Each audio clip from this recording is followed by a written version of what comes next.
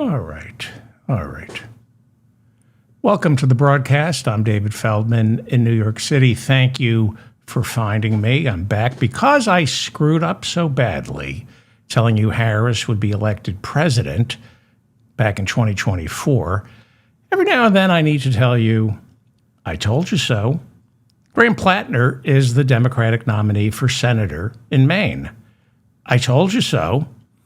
He's leading Senator Susan Collins in the polls, but now the Maine Democratic Party has until the 13th of this month to throw him off the ballot and find a replacement.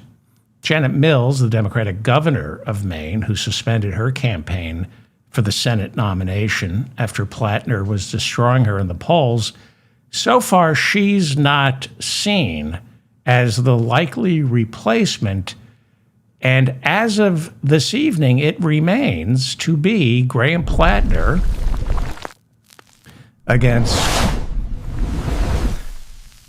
Susan Collins. That's the race now. He's running against Republican Susan Collins, who is, I believe, seeking her 40th term.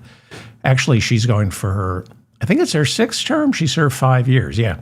In order to win the Senate, Democrats need a net gain of 4, which is an incredibly heavy lift. And when it comes to the Senate, you can't blame gerrymandering. You have to blame the white slaveholding founding fathers who decided California, with a population of 40 million, is entitled to the same exact number of senators as Maine, with a population of 2. The only people living in Maine are Senators Angus King and Susan Collins. Nobody lives in Maine. I don't know. Maybe people still live in Maine. It's been several years since I dated that moose, and she wanted to bring me back to meet her parents. But Maine shouldn't be a state. It should be a colony. They should be able to play dress up and have their own capital and elect representatives to their state house. When it comes to putting on the big boy clothes, they need to shut up and do what they're told by the big states, the states that count, like California, one of the original 13 colonies. A lot of people don't know that, but California was one of the original 13 colonies. Some people think I'm a coastal elitist, but Maine is also on the coast. So I'm just an elitist who believes this country would be a lot better off if the Senate was the 13 original colonies serving as a permanent security council with 2 rotating members from the garbage states coming in and out every 2 years. That's my plan. You have your House of Representatives, that's like the UN's General Assembly, and then the Senate is like the UN Security Council, where only your top 5 really get to control. The OGs, the 13 original colonies, and you swap out South Carolina for California, because that, a lot of people don't know this, but California was an original colony. Anyway, Graham Plattner, on paper, he's great. Medicare for all, abolish ICE, cut funding to the Pentagon to put an end to these forever wars. He won the Democratic nomination on June 9th with 72% of the vote. I think I saw somewhere he got more votes in the Maine primary last month than any other candidate in the history of Maine. He was leading Susan Collins by a significant margin, but not anymore. Once this Politico story broke, Collins began leading Plattner by about 4% in some polls, with nearly 75% of all Maine voters now saying Plattner should drop out if another shoe drops, and it looks like more shoes will drop until he drops out. This is the problem with electing first-time politicians to higher office. By the time they go through the filtration process, unless it's Donald Trump, it's too late. Plattner has never held elective office. So my question is, who in the party had been doing the Oppo research on this guy? you need to fully vet a candidate before he wins the nomination. And I like to think Bernie, who is mostly responsible for Plattner, I like to think he has a backup candidate. I'd hate to see the nomination go to a corporate Democrat. So Plattner, he's got a huge character problem that simmered for months on the back burner, but bubbled to the rest of the stove right before winning the Democratic nomination last month in June. And now the Trump has hit the fan. The Trump has hit the fan with new credible rape allegations prompting Plattner's biggest benefactor, Bernie Sanders, announcing it's time for Plattner to step aside. Bernie made that announcement on Tuesday. And he's most definitely going to do that. The question is when. By the time you hear this, I would assume Plattner has already dropped out because he lost Elizabeth Warren, Ro Khanna, and Maine's Democratic Party. The only person who wants him to stay in the race is Susan Collins. Well, I told you so. I have a fragile ego. I took a week off, and I'm not quite sure I remember how to do this show. So right now I need to puff myself up and say, I told you so, because I did. I told you so. A lot of you hate the New York Times. I don't. So when they came out with that story last month, right before the main primary, cataloging accusations against Plattner from several women, many of you said it was a hit piece. Now, the word rape was never used in that New York Times story. Instead, we heard accounts from women he dated of how he tried to control them, how he cheated on them, drank too much with one woman who turned out to be a conservative activist, saying he would often grab her by the arm, leaving marks, and then keep her locked in a room until she calmed down. That's what we found out in that New York Times story last month. And I said, maybe, but I doubt it. Maybe this really is a hit piece that the New York Times, in the service of neoliberal corporate Democrats, is attempting to destroy Graham Plattner. I said, maybe, but unlikely. I said the more plausible story about that story is it's the tip of the iceberg, because it usually is. They knew more.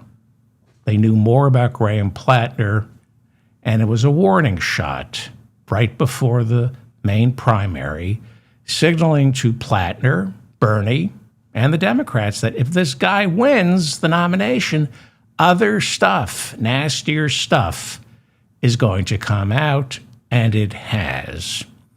I said I hope the Democrats, especially Bernie and Elizabeth Warren, have someone standing in the wings, because this story in the New York Times is most likely just skimming the surface. I think I was right. And because I have such low self-esteem, I told you so. I told you so. Now, I don't know if the rape accusations are true.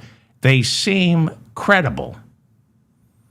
And the reason I think they seem credible is because Bernie is telling Plattner to quit. And why is Bernie telling Plattner to quit? Because a pattern is emerging. When it comes to abusive behavior, which I think even Graham Plattner has kind of already confessed to, nobody is special. The victims. You're not special. Victims of abuse often think they're being singled out because the abuser thinks highly of them. He thinks you're special, or the abuser is in love with you, or cares about you. And that's often why abuse goes unreported. That and cops are often abusers themselves. So women know better than putting themselves through the ordeal and humiliation of reporting somebody. But an abuser has to abuse. You're not special if you've been abused. You're just one of many, because haters have to hate. I think, didn't Taylor Swift say that? Haters or abusers feel lousy. They wake up every morning feeling lousy about themselves. They're sadists, and someone has to pay for the way they feel. It could be you they abuse or rape. It could be me. We're not special. It's whoever is in the sight line. And they rarely stop with one person. House Democrat Debbie Dingell of Michigan just said before the show started that there's more to come should Plattner stay in this race. To me, that makes perfect sense. It's usually how these things go. Dingell told CNN, quote, "Quite frankly, I am told that there are more. I do talk. This is a community that I work in, and there are other credible reports that people have told me of," unquote. I believe Debbie Dingell, who shortened her name for show business, it used to be Dingleberry. A lot of people don't know that. I believe Debbie Dingell, nee Dingleberry. Who would listen to this show? I took some time up. Why would anybody listen to this show? I believe Debbie Dingell. Republicans are trying to keep Plattner in the race right now, the same way they try to keep Joe Biden in the race in 2024. Do you remember that?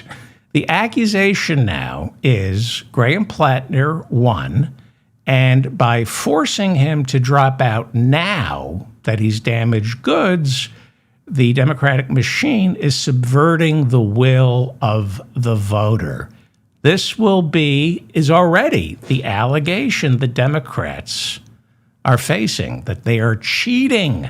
Remember, Trump accused the Democrats of cheating by replacing Biden with Harris? They're saying Plattner won the nomination, and now they're yanking him because they know he can't win. Identical claim after Harris replaced Biden. I even think Trump sued the DNC at one point, claiming voter fraud.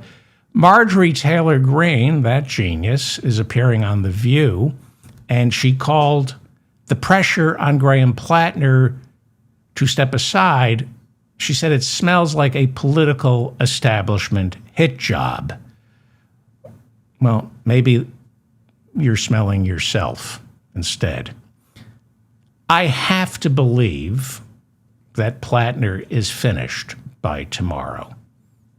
There are new reports his campaign has gone silent, especially on social media. They're no longer spending money on ad buys. I told you so. I told you so. I'll have more on the midterms later on. This is the Mop Up. I'm David Feldman in New York City. Thank you so much for joining me. Please subscribe, like, and comment. I have a new website, so check it out. Not a new website. We redesigned it, and I think it's going to be a little more efficient.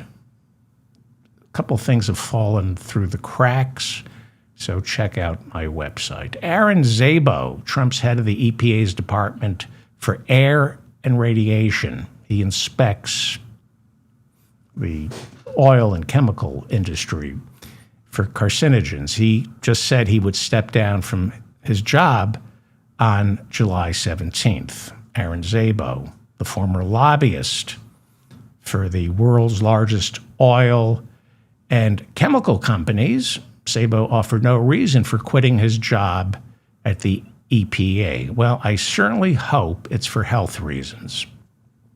I hate to think Aaron Szabo just wants to spend more time with his family or found a better job. I hope Donald Trump's head of air and radiation for the EPA, a former lobbyist for the oil and chemical industries, I certainly hope he's quitting his job because he's facing serious health challenges.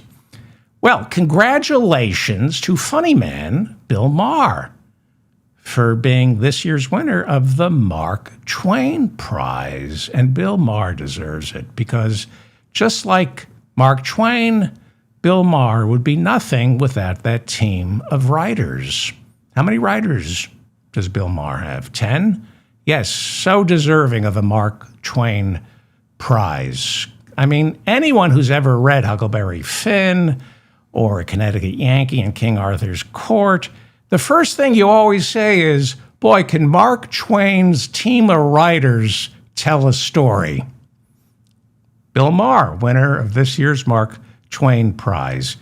The ceremony was held inside the Kennedy Center, which is the official awarder of the Mark Twain Prize. In other words, the Kennedy Center, formerly the Donald Trump and John F. Kennedy Center for the Performing Arts, formerly the Kennedy Center, and once again the Kennedy Center, we think, the Kennedy Center decides who this year's recipient of the Mark Twain Prize is going to be. That's the way it always has been. And the chairman of the Kennedy Center's Board of Trustees is Donald J. Trump. And because he's chairman, he gets to appoint most of the other board of trustees. You know, the people who choose who this year's recipient is of the Mark Twain Prize. Trump and his subordinates get to decide who is worthy. Now, there is no formal Mark Twain Prize committee. It's decided by the Board of Trustees of the Kennedy Center for the Performing Arts, of which Trump is the chairman of the board, and he gets to pick most of the trustees who decided on this year's recipient of the Mark Twain Prize. In other words, Donald Trump picked this year's recipient of the Mark Twain Prize. So congratulations, Bill Maher. Donald Trump thinks you're the funniest person in America. You should be so proud of yourself. What an honor that must be. I mean, Bill Maher, who purports to speak truth to power, he is the proverbial canary in the coal mine, standing athwart the fascists, warning us against authoritarianism. That's the role of a recipient of the Mark Twain Prize, a truth teller. Bill Maher, who's never afraid to speak on behalf of the downtrodden. You know, the way he insisted Democrats lost in 2024 because Harris was too far to the left. Bill Maher, who claims leftists are just as fascistic as MAGA voters. Right, I mean, you know, there was January 6th when the MAGA voters stormed the Capitol, and I'm sure the leftists once stormed the Capitol and tried to overturn a presidential election. Bill Maher, who says Islam is a religion of violence. I mean, Mark Twain would adore Bill Maher, a man who gives his platform to the likes of Steve Bannon. Yes, Bill Maher is this year's recipient of the Mark Twain Prize because Donald Trump, another champion of the downtrodden, thinks Bill Maher is clever. And it has nothing to do with Bill Maher going to the White House last year and having dinner and a blowjob with Donald Trump, then going on his HBO show to report that Trump is a fun hang. Trump's a fun hang. Yeah. And you know who arranged that dinner for Bill and the president? Kid Rock. The same Kid Rock who waves the Confederate flag at his concerts and during an interview with Rolling Stone magazine said he uses the N-word all the time and doesn't understand why people have such a big problem with that. He doesn't understand why people get so upset when he keeps using the N-word. And I guess Bill Maher must not have a problem with Kid Rock's injudicious use of the N-word, because Kid Rock and Bill Maher are best friends. And you know who else used the N-word a lot? Almost as much as Kid Rock. You know who used the N-word a lot? Mark Twain.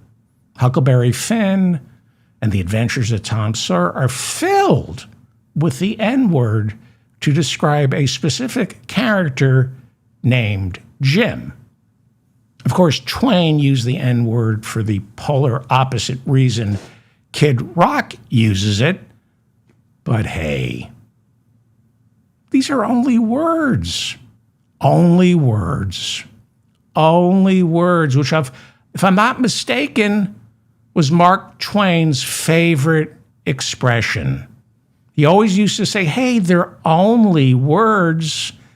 Twain didn't care about words, just like Bill Maher. Mark Twain believed the First Amendment gave Americans the right to say things before they even thought about what they were going to say. Because, hey, they're only words. You shouldn't criticize people's use of words. That's censorship. And what are you so busy worrying about words? Because as Mark Twain always said, hey, they're only words. Words mean nothing. Just like the Mark Twain Prize, now that Bill Maher won it. And he won it by sucking up to Donald Trump. Now, a lot of people, I don't know if you know this, a lot of people were offended when Donald Trump slapped his name on the Kennedy Center for the Performing Arts, where the Mark Twain Prize is awarded. The Kennedy Center for the Performing Arts decides who gets the Mark Twain Prize. A lot of people are boycotting the Kennedy Center, but not Bill Maher. No, sir. No, not Bill Maher. And you know who else didn't boycott the Kennedy Center? Just like Bill Maher. He's in league with a really stellar group of people. Sylvester Stallone, Paul Stanley, and Gene Simmons from KISS, along with some other people who I have no idea who are in that picture, although George Strait is a pretty cool guy. They were the recipients of last year's Kennedy Center honors, despite so many important luminaries like Philip Glass, the San Francisco Ballet, the Martha Graham Dance Studio, boycotting the Kennedy Center, specifically because of Donald Trump, specifically because they renamed it the John F. Kennedy, the Donald Trump John F. Kennedy Center of the Performing Arts. So a lot of people wouldn't step foot inside the building, wouldn't dream of accepting a prize from Donald Trump. I mean, it's kind of like Lindbergh getting those Flying Cross medals from Hermann Goering before Pearl Harbor. You don't accept awards from fascists, Bill, unless, of course, you are one. You want to be remembered like Charles Lindbergh? Huh? Getting awards from Nazis? But congratulations anyway, Bill. You're up there with Sylvester Stallone, Paul Stanley, and Gene Simmons from KISS. You, Bill Maher, are so relevant right now. It's just nobody is more relevant than Bill Maher. And you deserve the Mark Twain Prize, because one thing Mark Twain believed, it's that when our nation's republic is at stake, the most important thing America's artistic community can do is remain silent and try to accrue as many meaningless prizes as possible. Mark Twain always said that. The role of an artist and a writer is to remain silent on the important issues of the day. I think he also said democracy dies when good people speak up. I'm pretty sure that's what Mark Twain wrote. So you must be so proud, Bill Maher, to be recognized by your peers. And by your peers, I mean Donald Trump. And Donald Trump didn't even bother to show up. I mean, if you're going to sell your soul, Bill, demand a higher price. The president of the United States doesn't even show up. Well, maybe he was boycotting the Kennedy Center for the Performing Arts. I think he was boycotting because they made him take his name off it. But there were people who crossed the boycott line, who said, the hell with the boycott. When fascism is breathing down your neck, it's important to embrace it. There were a lot of people who showed up to celebrate Bill Maher's career. A lot of great comics who have a lot of respect in the comedy community. Geniuses, comedic geniuses, like the anti-vaxxer comedian Whitney Cummings. She showed up. You're in good company there, Bill. The rocket scientist, I believe. Part-time comedian, full-time rocket scientist. The brilliant and witty Whitney. I know she's witty because her first name has knee in it. Or Whitney.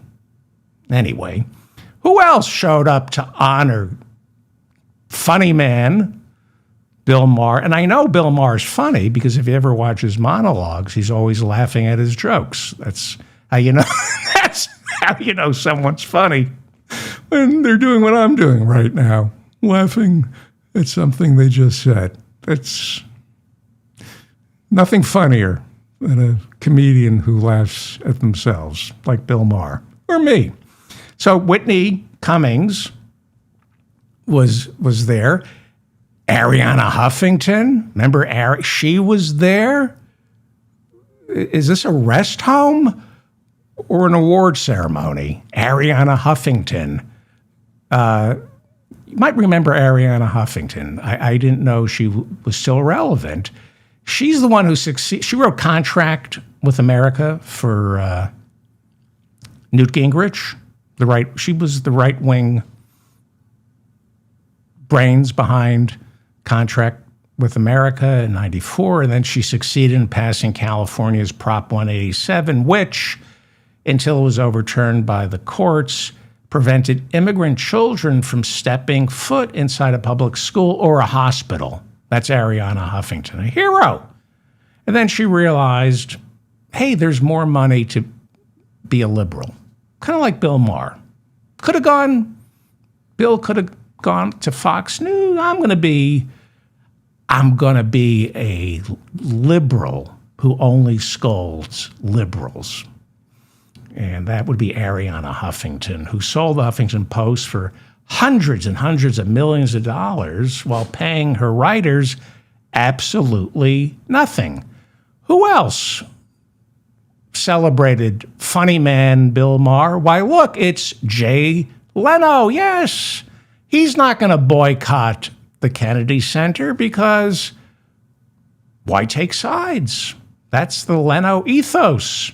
It's not a comedian's job to take sides. That's not what a comic is supposed to do. Comedian is supposed to be spineless. You should never know where a comedian is coming from. That's the Jay Leno ethos. Some people are boycotting the Kennedy Center because Donald Trump is a fascist. I'm not taking sides. And I don't know if you can see, but there's Louis C.K. Comedian Louis C.K. showed up to honor funny man Bill Maher. Yeah, that Louis C.K. honoring Bill Maher at the Mark Twain Prize ceremonies. I mean, what's a giant circle jerk? What's a nationally televised wank fest without the king of public masturbation, Louis C.K.? I mean, if you're going to do this, you got to have the number one public masturbator in America, Louis C.K., at the event. This is the Mop-Up. I'm David Feldman. It's good to be back, at least for me. I hope you enjoyed our president's salute to America 250. Trump's taken a lot of flack, but he did succeed in getting the Washington Mall last week to look like every mall across our country, completely empty. Just like every mall in America, the Washington Mall last week was completely empty. Yes, there were some disappointments. For example, Trump had to cancel that big July 4th parade after it got up to an average of 100, not degrees, the age of people showing up. And then, of course, there was the $14 million remodeling of the reflecting pool that Trump guaranteed would be ready for the 4th. It wasn't. Very unusual for Trump not to keep a promise.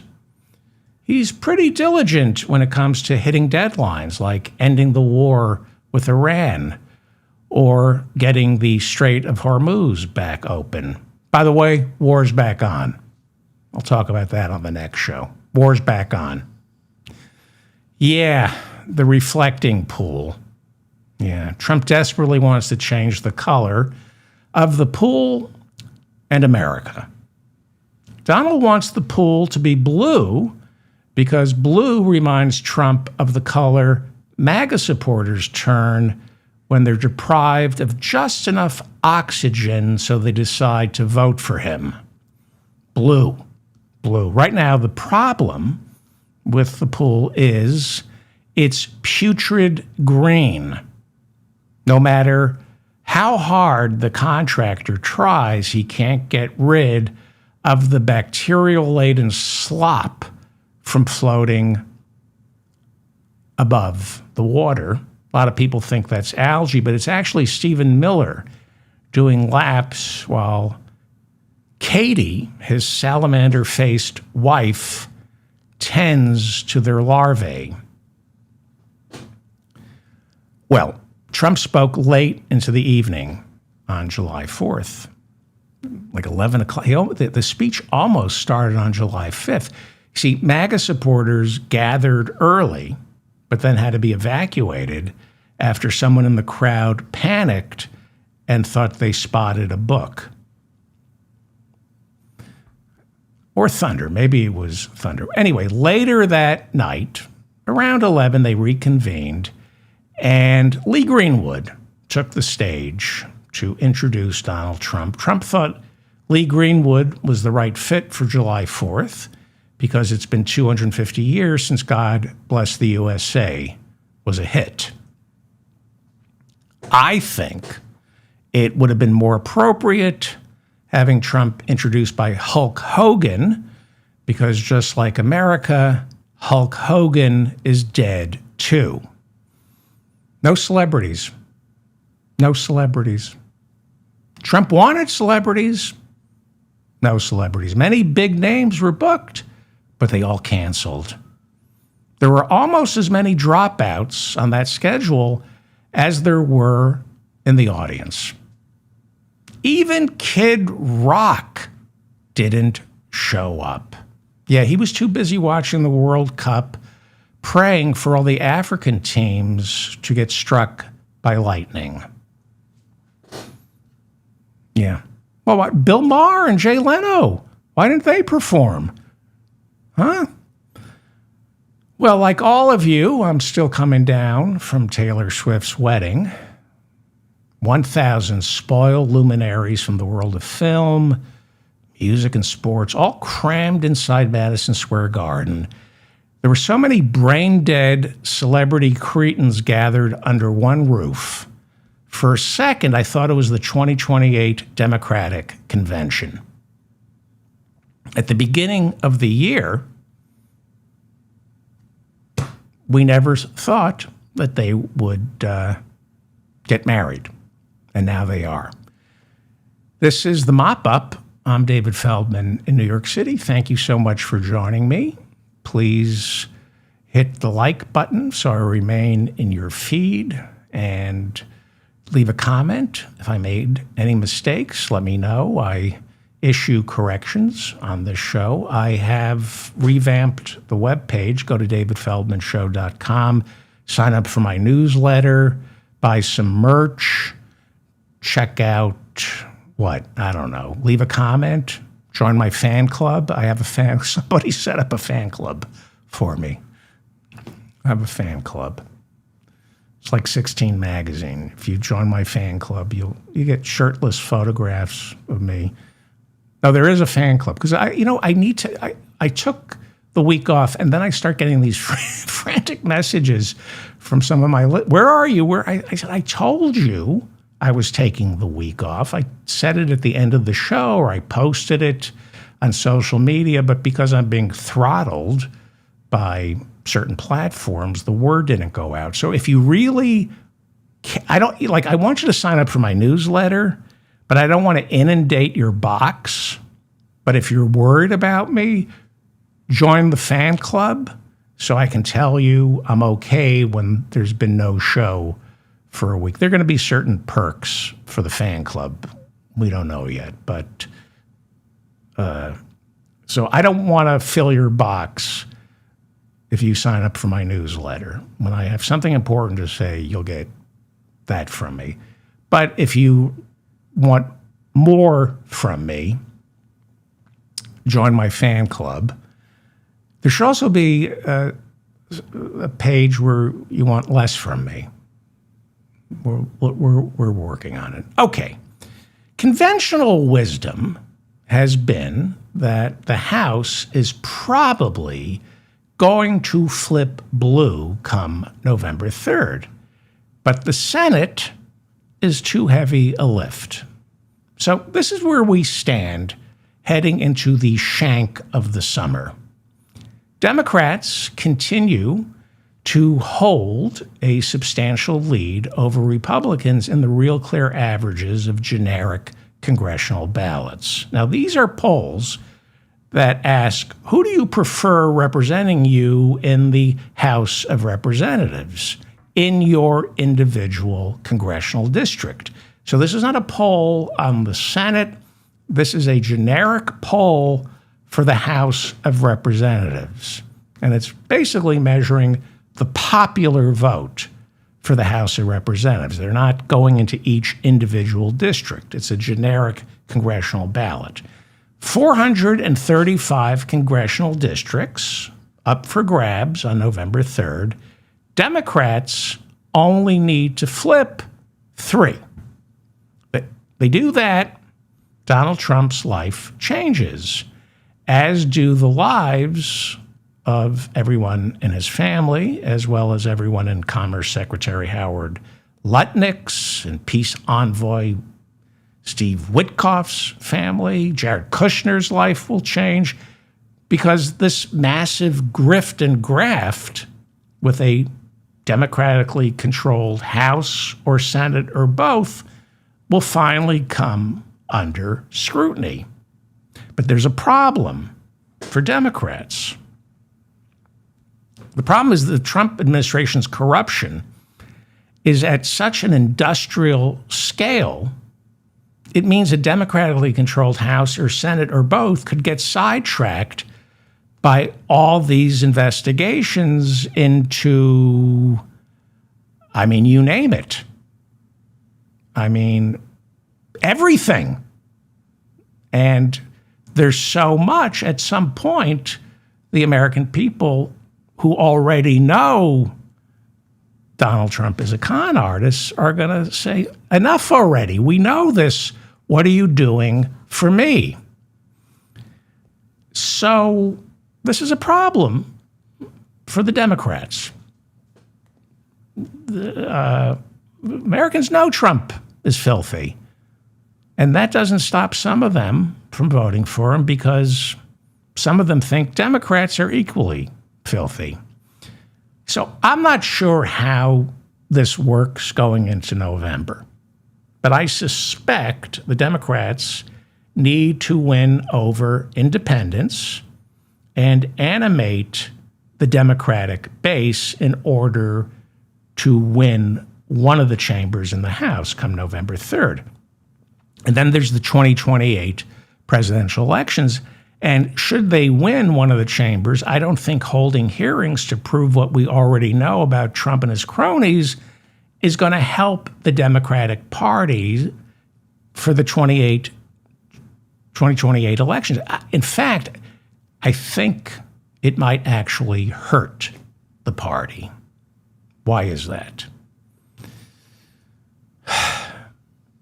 It feels, and I look at polls, and what the polls are telling me, and my gut is telling me, is that Americans are back to voting with their wallets again. Seems one of the motivating factors in Harris's defeat in 2024 was inflation. Now, I'm talking about 2028, not 2026.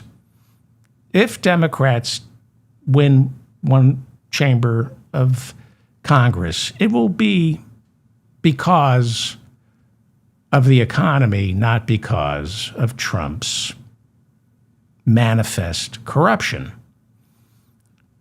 And with people voting because of the economy, having the Democrats controlling one chamber or both helps the Republicans because Trump and the Republicans have built their entire party on scapegoats.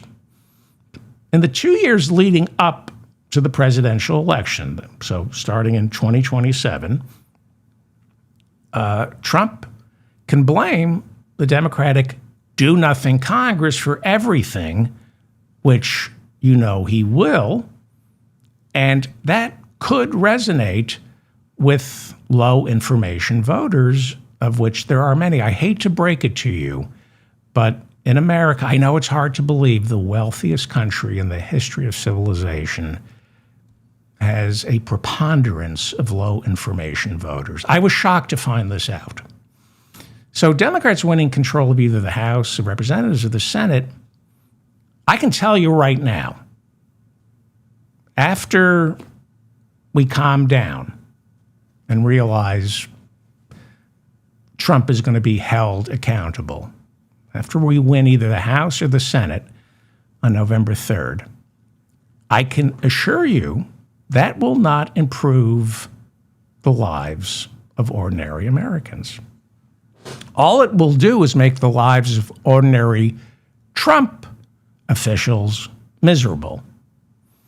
But that's not going to help Americans who are then going to have to vote for a president in 2028, and we know Donald Trump is running.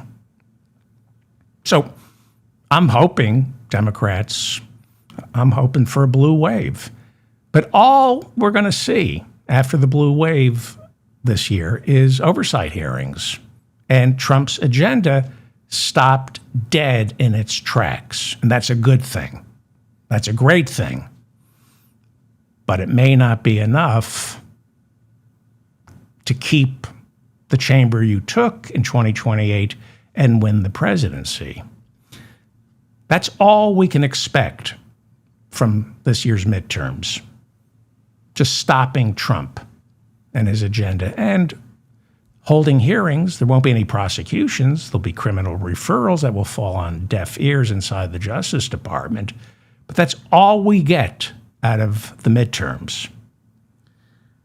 So the entire purpose of Democrats gaining control of at least one chamber this year is to cripple Trump and his agenda. It's not like a democratically controlled House or Senate will ever get anything passed in the next Congress. Maybe a budget, maybe, if they're lucky, but that's it.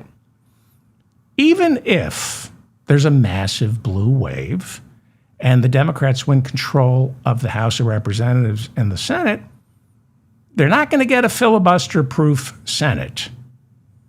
And in the unlikely event both the House and Senate do pass a meaningful piece of legislation that helps Americans, the Democrats will still lack the two-thirds majorities in both chambers to override a presidential veto.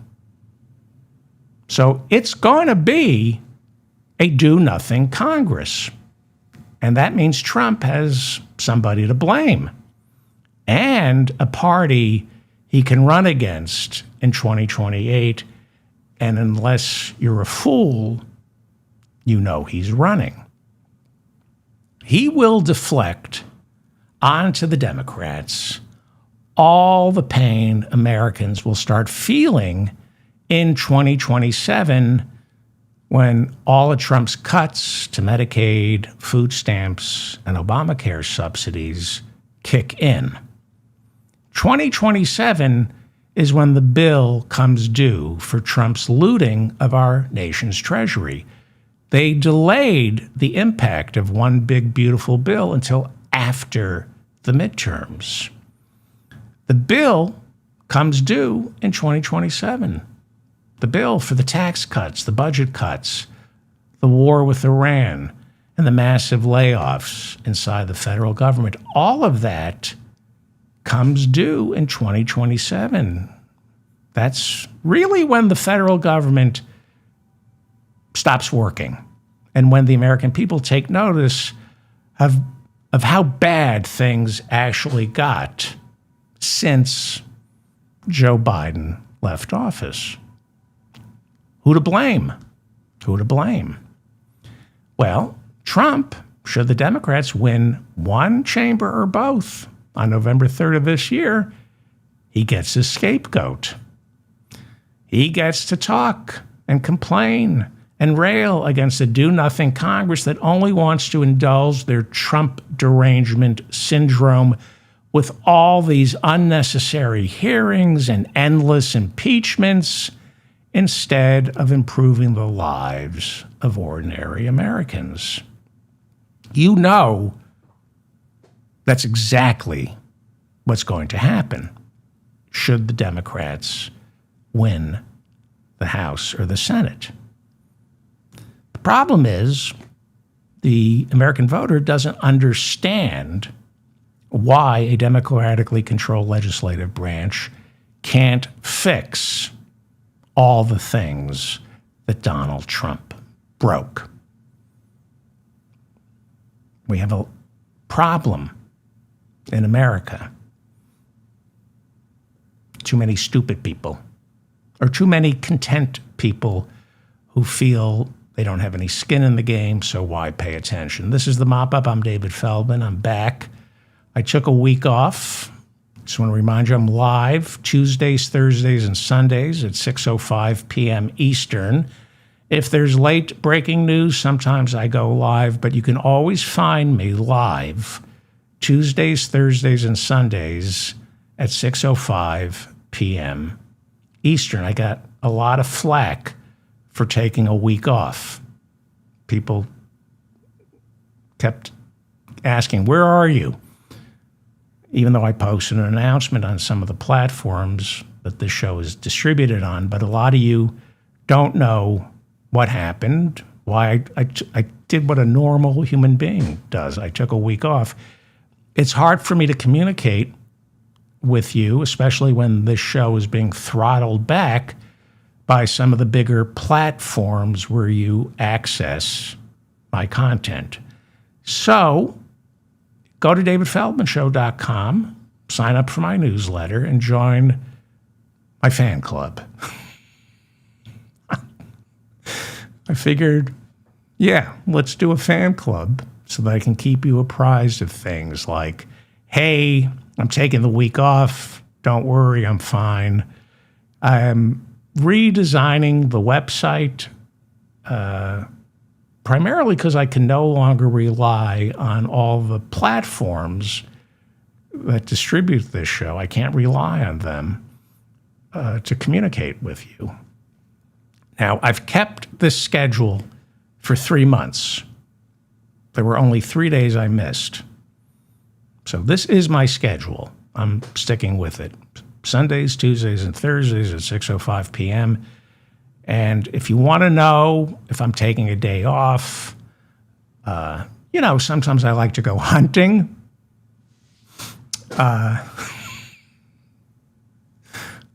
If you join the fan club, then I'll let you know I'm finding venison for the family. I think I'm going to have some perk. Let me know. Join the fan club and hit the contact. Hit me up on the website and tell me what kind of perks you would like if you join the fan club and donate to the show. You can get more, or you can get a David Ferdman show mug, and this is my big seller. Very proud of this. It's the Hope You're in the Mood for Diarrhea chef's apron. It's a chef's apron that says Hope You're in the Mood for Diarrhea, my biggest seller. And turns out this is barbecue time, so it's my busy season for the Hope You're in the Mood for Diarrhea chef's aprons. Okay, where was I? All right. I have maintained all along that Trump, now 80, is wise enough to know what losing control of one legislative chamber in the midterms will be like. And I have a feeling he's wise enough to know that's a best case scenario for him. Despite the investigations, he's got his scapegoat to run against in 2028. And yes, he's running. Either way, no matter how the midterms play out, he's running. If he loses one chamber in the midterms, he's running. And if Republicans surpass the historical odds by keeping both chambers in November, he'll use that to portray himself as the comeback king. Republicans will no doubt beg him for a third term, insisting we'll cross the 22nd Amendment hurdle when we get there. In previous episodes, I have outlined the work behind the scenes that Trump's toadies are performing right now in order to create both a political and a legal case for why Trump can and should run for a third term. And I'll return to that in future episodes. You might want to go back and listen. They are building a case for a third term. But I'm going to stick with the midterms. So, like I said, the generic congressional ballot looks and has looked since the beginning of the year very good for House Democrats. The latest Real Clear averages show House Democrats with a 6% lead. Now, anything above 3% compensates for gerrymandering and usually indicates not necessarily a blue wave, but most assuredly it indicates Democrats will take back control of the House of Representatives. Now, people bet on things, and the odds favor Democrats taking the House. Right now, Polymarket says Democrats have an 84% chance of winning the House, and $8.2 million so far has been bet on Polymarket on the House of Representatives. Right now, with more than 100 days left, already there's $8.2 million riding on the House of Representatives in Polymarket. Over Kalshi, they're showing the Democrats with an 81% chance of winning control of the House of Representatives. Betting volume is reportedly very high, but we're not getting the exact dollar amount on the House of Representatives. The Senate is still looking better for Republicans. And when you look at the betting markets, there's $7.7 million bet so far on the Senate in the Kalshi platform, and it shows Republicans with a 58% chance of keeping control of the Senate. Close, but it still favors Republicans.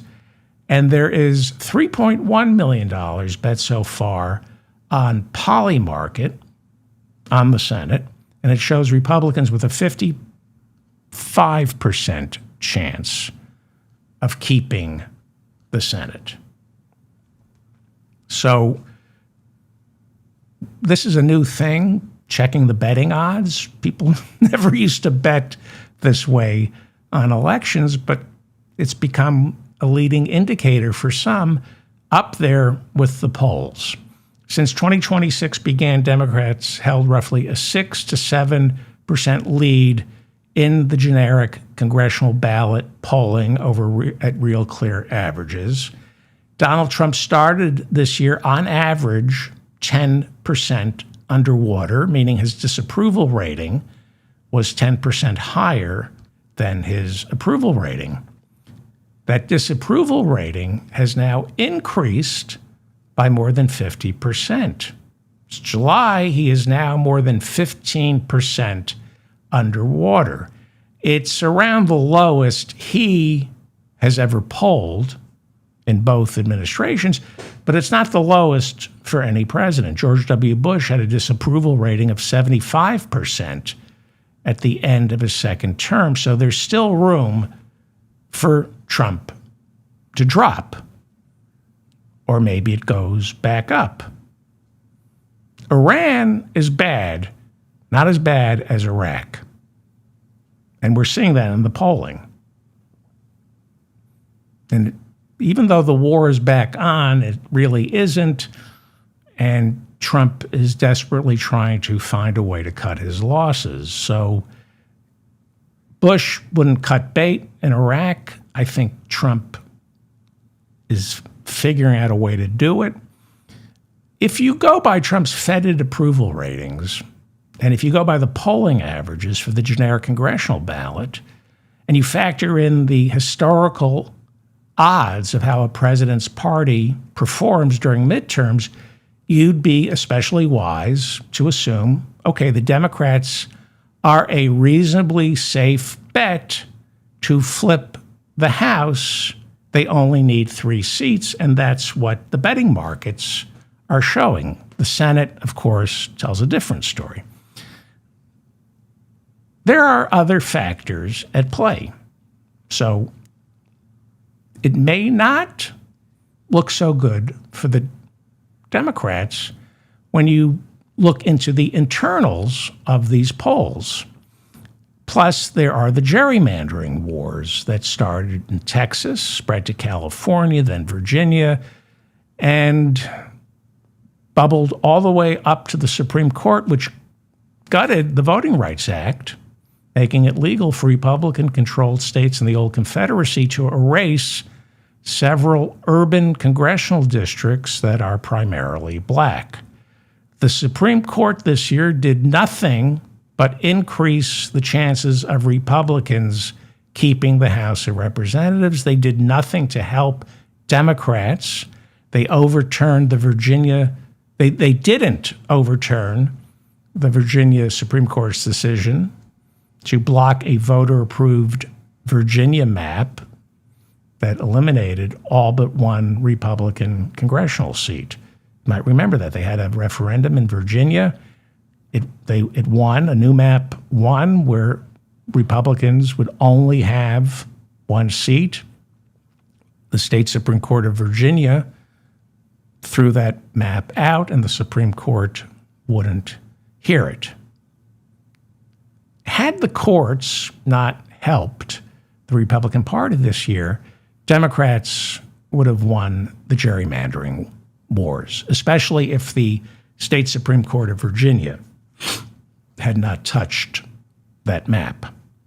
But it now looks like Republicans were victorious, at least for the time being. Looks like the Republicans,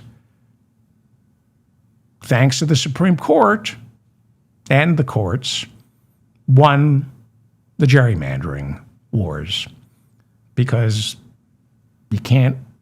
Republicans can't win at the ballot box. They have to rely on the Supreme Court. That's how George W. Bush won in 2000.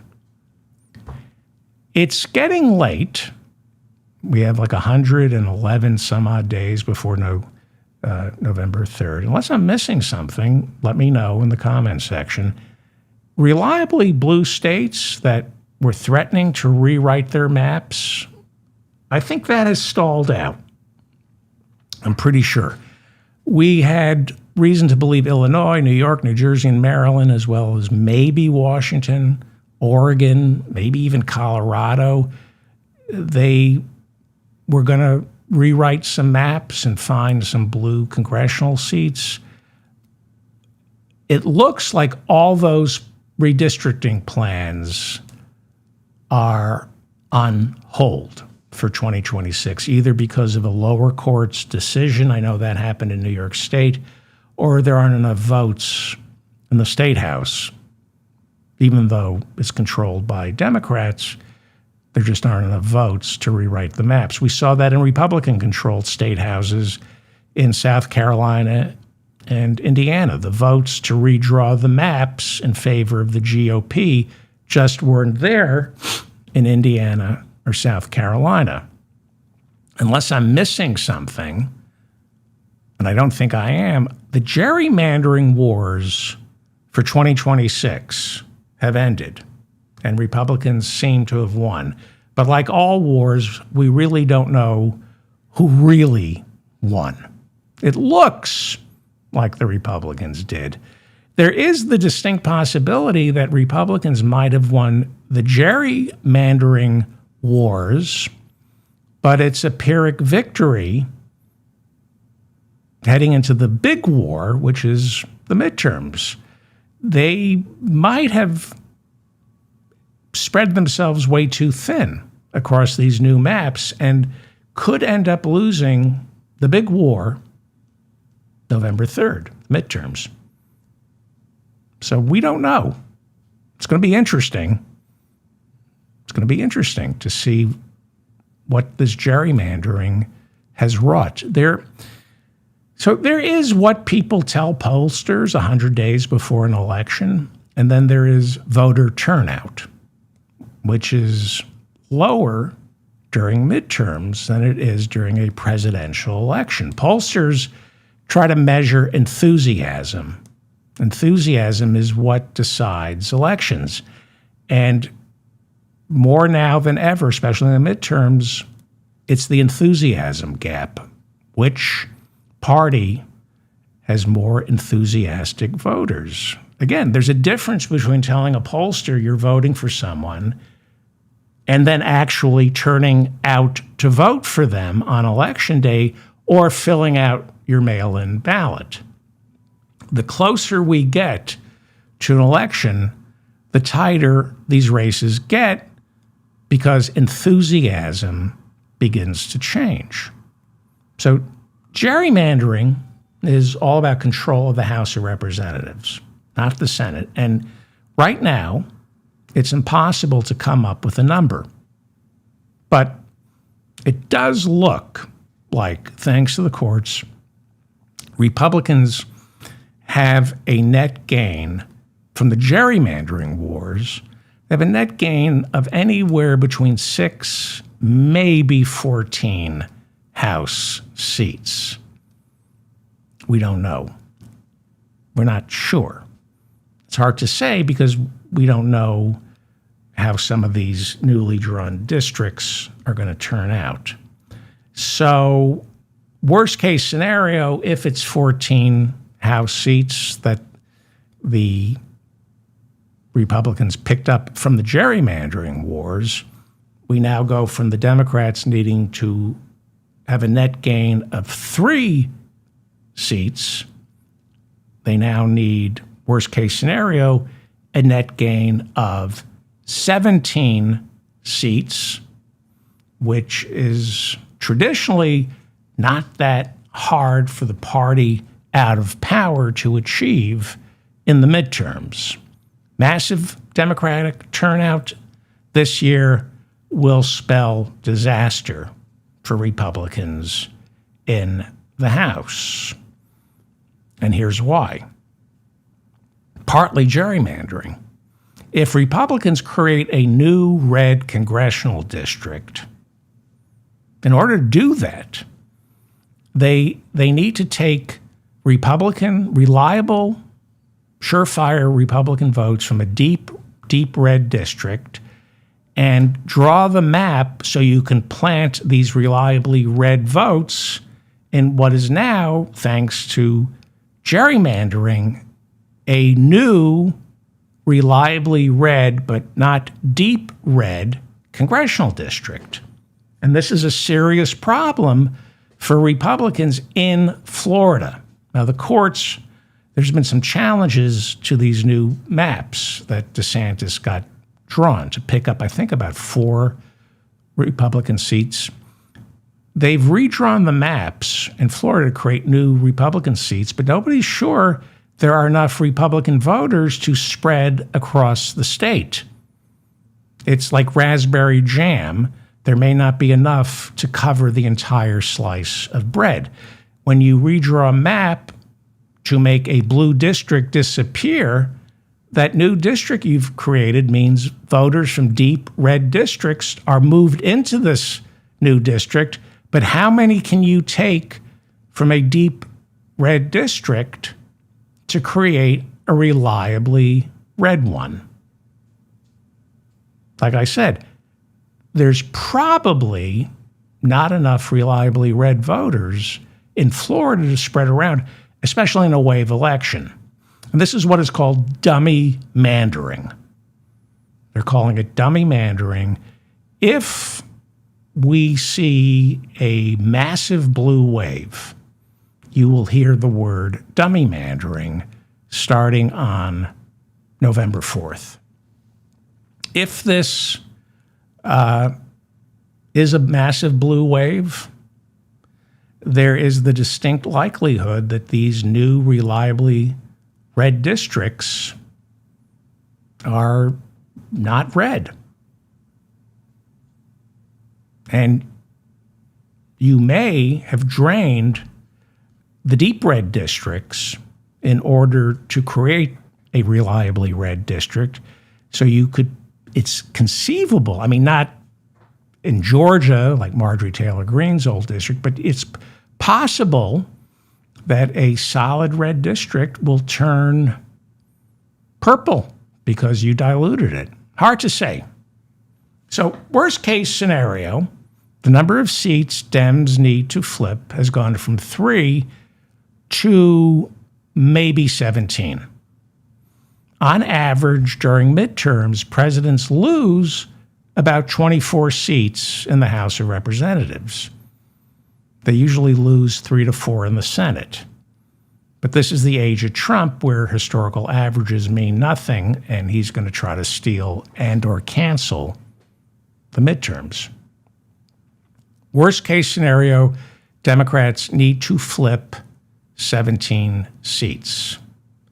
One would think, with the president's approval rating in the dumper, Dems holding more than a 6-point lead in the generic congressional ballot, one would think, just like Greg Gutfeld, taking control of the House would be a no-brainer. Not so fast. Not so fast. I've been going over some internals, and the Democratic Party has problems that most of you are already aware of.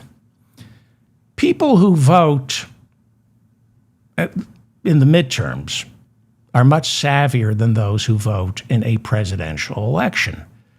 You don't get the turnout for midterms that you get in a presidential election cycle because people who show up for the midterms are motivated by the granular, not the big marquee names on the ballots.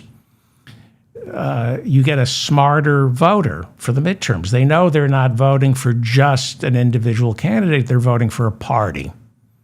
People in Maine, for example, may not like Susan Collins, but she is the Republican Party's avatar. She is the surrogate. A vote for Susan Collins is a vote for Republicans keeping control of the Senate.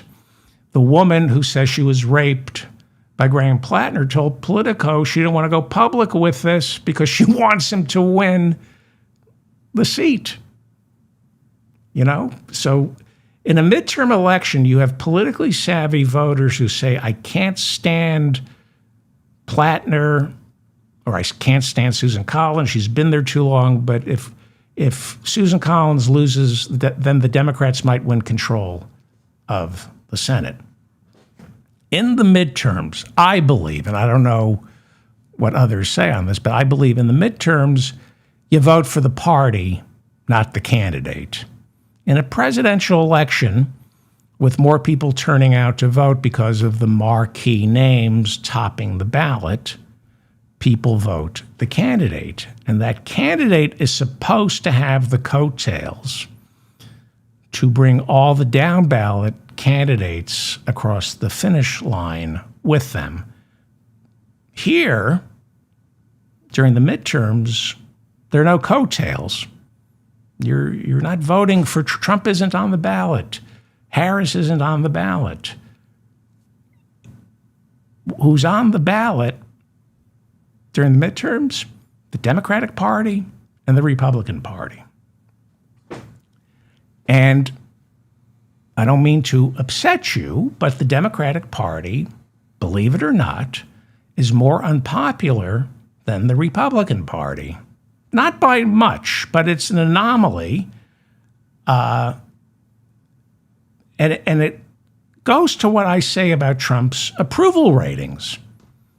Most Americans hate Donald Trump until they're presented with the alternative. Most Americans despise the Republicans until they're presented with the alternative. Americans despise the Republicans. The party is roughly 17 points underwater. Pretty bad, right? 17 points underwater, Republican Party. I brought this up before. Luigi Mangione, the kid on trial right now for shooting that United Healthcare CEO, he polls better than the Republican Party. I'm serious. They've polled. He has an approval and a disapproval rating, and he has a higher approval rating than the Republican Party. And, he's got more people disapprove of Luigi Mangione than approve of him, but not as much as they disapprove of the Republican Party or the Democratic Party, which is almost 20 points underwater. Democrats have a disapproval rating about 2.53% higher than the Republicans. And I've been watching that all year, and it's pretty much stayed the same. Republicans are despised, not as much as the Democrats are. It's concerning because the midterms, it's about the party, not the candidate. Well, there are candidates when it comes to the House. You're voting for your senator or your House member, but you're also voting for either Mike Johnson or Hakeem Jeffries. And the people who vote in the midterms understand the stakes. Not all of them, but a good number of them. They know you're voting for control of the House and the Senate, and that's all you're voting for when it comes to the federal elections. Who do you want to control the House or the Senate? The Democrats or the Republicans? The House races are the closest we get to a parliamentary style election. So the choice in the midterms comes down to Democrats and Republicans, and in the House of Representatives, it comes down to Democrat Hakeem Jeffries or Republican Mike Johnson. Now, there isn't a lot of polling on this. There's some, and it's a little disconcerting for the Democrats. So there are about maybe 5, maybe 6 polls that have been taken since March on Mike Johnson's and Hakeem Jeffries' favorability. Both of them are underwater. Mike Johnson is 7 points underwater. Not good, but Hakeem Jeffries is almost 13 points underwater. Again, when you drill down and look, you see problems. Democratic Party, a little more unpopular than the Republican Party. Hakeem Jeffries, way more unpopular than Republican Speaker Mike Johnson. They're on the ballots. You don't see their names, but they are the marquee name on the ballot. In the Senate, you got Majority Leader John Thune. He's 15.6% underwater.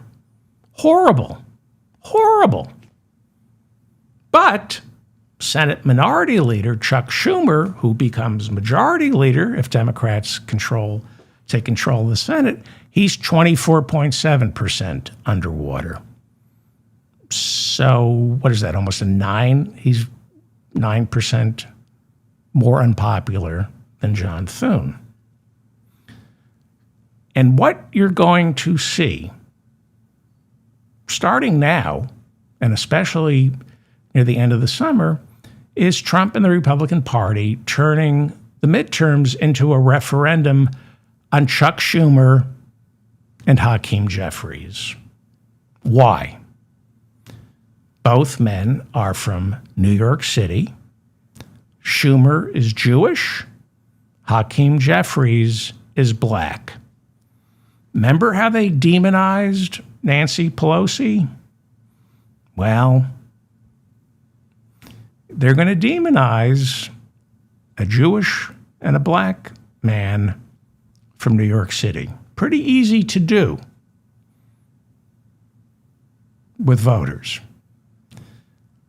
And especially because both men carry water for Wall Street. They are a problem within the Democratic Party.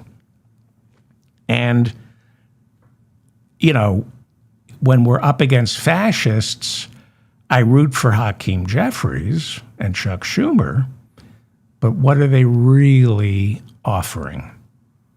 What are they offering you? How will your life change if one of them controls the House or the Senate? Affordability doesn't roll off the tongue. It does, like drool rolls off a tongue. So we're seeing an uptick, a minor uptick of Democratic Socialists winning the Democratic nominations for House seats. It's been kind of interesting, thrilling. They defeated Democratic incumbents. Not a lot, but it spells a little trouble for Hakeem Jeffries because it says there's a slight uptick of dissatisfaction inside the party with the status quo. So I'm going to wrap it up. But so far, the Democratic Party has seen 3 Democratic Socialists win the Democratic nomination for House seats. We saw 2 in New York City and 1 in Colorado. That's all we've had so far. 3 Democratic Socialists have won the Democratic nomination for the House, and all 3 of them are likely to go on and win in November. Of those 3 Democratic Socialists, 2 defeated longtime Democratic incumbents. one in Harlem and the other in Colorado. Again, this is good and bad for Democrats. I mean, it could help. It's not one size. It's a big party, a big tent. There's room for everybody. All right, I'm going to wrap it up. Yeah, I went too deep into the numbers. I'm back. I'm a little rusty, so I went too deep into the polls. I'm David Feldman, reminding you to stay strong and protect the weak. Thank you to Bob and Mila in the chat room for keeping the conversation civil. If I made any mistakes, leave a comment over at my website or in the comments section of wherever you're listening or watching me. Please subscribe to my newsletter. Check out davidfeldmanshow.com. What else? Live Tuesday, Thursday, and Sunday, 6:05 p.m. Eastern. Thank you. I will see all of you Thursday at 6:05 p.m.